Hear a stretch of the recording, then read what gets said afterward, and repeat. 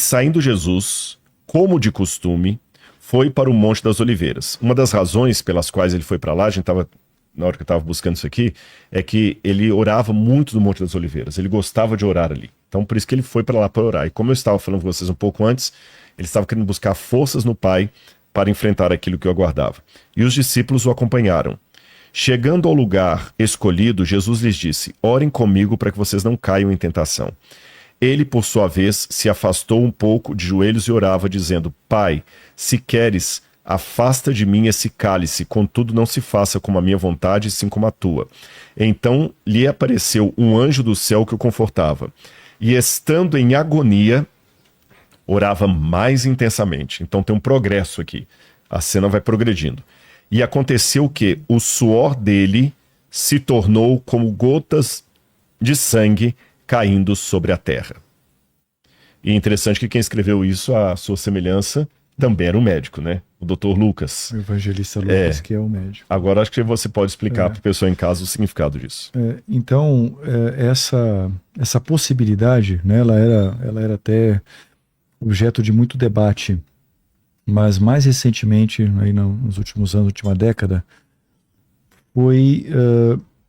isso foi devidamente documentado.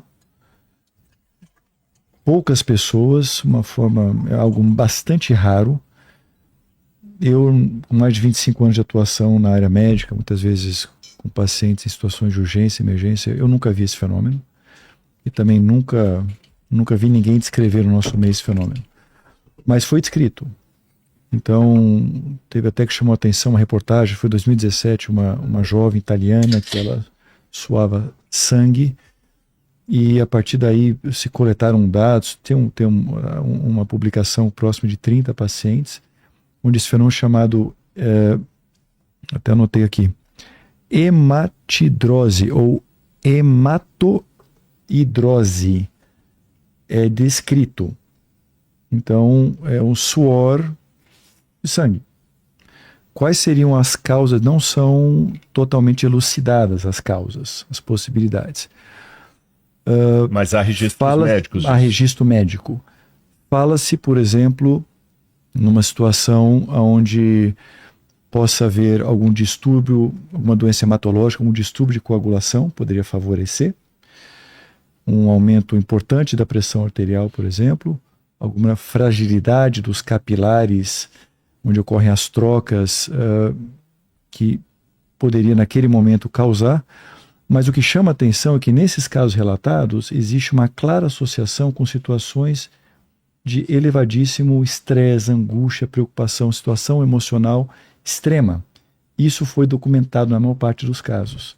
Inclusive em situações onde o próprio tratamento que foi oferecido era no sentido de controlar um pouco esses gatilhos, ajudar a manter adequar o controle da pressão, etc. Então, é algo bastante raro, mas sim, documentário talvez possa explicar, realmente nessa narrativa bíblica que reforça tanto a questão da angústia e esse crescendo, essa situação, isso poderia ser explicado por esta situação já reconhecida pela medicina. E eu chamo a atenção mais um ponto, e aqui começa nessa cascata de eventos. Nós temos uma situação onde, nesse momento de grande angústia, existe um suor, né? Ou seja, desidratação, está perdendo líquido e está perdendo sangue também, porque é um suor de sangue. E isso a gente vai poder ver nos eventos sequenciais que pode... Isso gerador, assim, suar sangue gerador? Ou... Não tem descrição de dor, associada. Mas é mais realmente um fenômeno de que você tem essa perda de líquido e também de sangue. Será que se digitar, não sei, Lenin, será que se digitar esse termo técnico que ele usou aqui no Google, apareceria hematidrose ou hematoidrose e... Se aparecer, né? Tanto é a hematidrose. Vamos tentar hematidrose. Tanto essa correlação ela foi detectada... Que às vezes aparece alguma fisionomia de... Que alguns até descrevem como hematidrose psicogênica, ou seja, como origem questões psicológicas. Nossa, emocionais, angústia, etc. mas pelo que você falou, então, vem até do couro cabeludo, então. Você falou dos capilares. Não, capilares é onde ocorrem as trocas entre as artérias e as veias. Tá, não tem nada a ver com... os vasos onde eles são mais frágeis. Mas poderia ser... É a capilaridade dos mas vasos. Mas não mostrou o sangue. Parece que tem alguma coisa ali, né? Não é isso, não é essa foto. Tem que colocar hematoidrose. Hematoidrose. Se achar também, né? Porque às vezes aparece algum caso. Muito comum na face, nos casos relatados.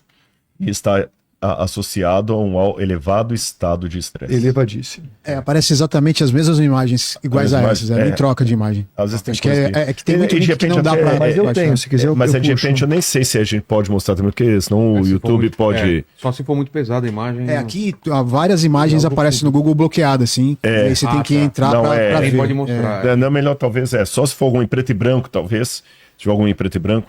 Agora, o que eu acho interessante, porque quem descreveu isso foi um médico, que Lucas era médico. E ele notou isso, eles devem ter falado com ele esse tipo de coisa.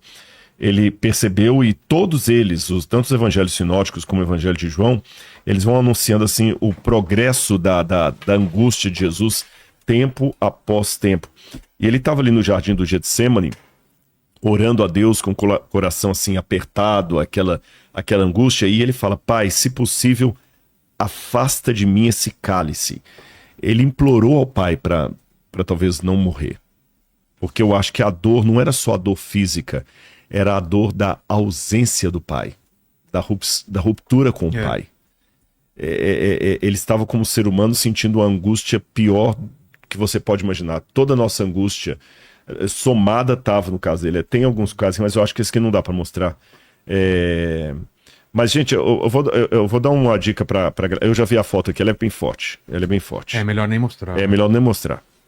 Mas o quadro é forte. Mas assim, vou dar uma dica para você procurar em casa. Você digitou o quê, doutor? Só hematidrose. Digita pode depois. dar um Google, quem não for sensível, que a foto é sensível. A foto é sensível. Descrevendo assim, tá uma foto do rosto e a mancha de sangue para cima e para cima e para baixo é forte. Eu pensei que era gotas, não. É melhor nem mostrar aqui, senão o canal vai ser censurado. E quando ele está naquela angústia, ele pede aos discípulos para orarem com ele. E os discípulos estão dormindo. Que é um outro elemento também, que até a princípio a gente até ia ter um psicólogo ou psicóloga conosco, depois acabou não dando, de fuga, né? Não era um sono de cansaço, era um sono de fuga. E ele implora: orem comigo. E a pior coisa que tem, eu imagino, quando você está nessa situação, é quando ela é ainda somada a um contexto de solidão. Solidão, exatamente. Ele sentir que, em última instância, era ele e Deus. Ele e Deus, porque você está angustiado, mas está lá seu pai, sua mãe, seu filho, seus amigos com você, te dando força. Sensação de segurança. Agora você está sozinho num lugar que você não conhece ninguém. Então você pede os amigos: venham orar comigo, fique comigo um pouco, e ninguém aparece. E uma coisa interessante do relato, também desses detalhes, não se sabe, são tão poucos relatos, né, que nós temos de forma contemporânea, casos anedóticos nós falamos, não se sabe, por exemplo, a quantidade, podem ser apenas algumas gotas, talvez uma quantidade maior. Tem histórico de pacientes que têm recorrência desse fenômeno, mas aqui ele fala que caiu no chão, né? Então talvez possa ter uma quantidade maior. Isso. Mas aquela foto que nós vimos aqui, você imagina deve... um volume maior, né? Isso. E com um detalhe também, é porque o judeu... Por quanto tempo? Né? Quando ele orava uma oração assim, de grande angústia, ele não ajoelhava como nós ajoelhamos. Ele se prostrava. É porque a ideia que a gente tem de prostrar é só ajoelhar e fazer uma oração assim, né? Você fica nessa posição assim, né? Na verdade, ele prostrava, até eu não sei se deu para ver a posição, a gente ajoelha assim, né? O judeu não, o prostrar no chão é totalmente caído com o rosto em terra. Parecido com o que os árabes fazem. Os árabes oram assim, quando tanto padres como freiras vão fazer os votos de celibatário, geralmente diante dos bispos, não sei se já viram já, eles deitam no chão com o rosto no chão. Então, prostrado com o rosto no chão. Então, ele estava realmente numa situação, e ele finalmente é preso, passa a noite toda sendo